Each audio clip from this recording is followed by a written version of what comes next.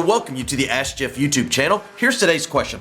How do Christians love the LGBT community without condoning their lifestyle? Well, this is a very relevant question for today's culture and society. Obviously, of all the sins that are out there in the world, this is probably the one that has caused the most discussion, most debate, particularly within the matters of the Christian community. So, again, I have a very unique approach to this, and forgive me for saying this. The YouTube channel doesn't give us the breadth of time to explore Matthew chapter 19, verse 12. Yes, go back and study that verse because Jesus Christ deals with the issue of what the Bible calls a eunuch, which, by the way, has two definitions. One of which is incapable of bearing children. The other is a lack of desire. And it says that some people have been that way since their birth. In other words, the way to love is to say that God has a purpose for them, even greater than those of us who desire to have a family and to reproduce, etc.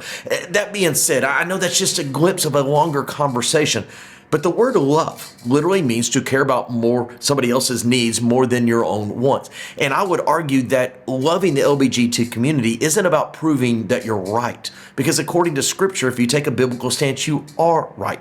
It's more or less showing them that God has a better plan for them, and unfortunately, they've settled for second best in their life. So again, I know at times they're going to talk about feelings and perspectives and rights and all these things. Well, at the end of the day, I understand what they're saying, but God has a plan and a purpose for all of us that is, according to Ephesians 3:20, greater than we could ever imagine. And I would argue to this community that's being spoken of, God has a plan better for them than they're even seeking right now. So I think the love aspect is obviously that passage in Matthew, which we can discuss probably on a Wednesday night.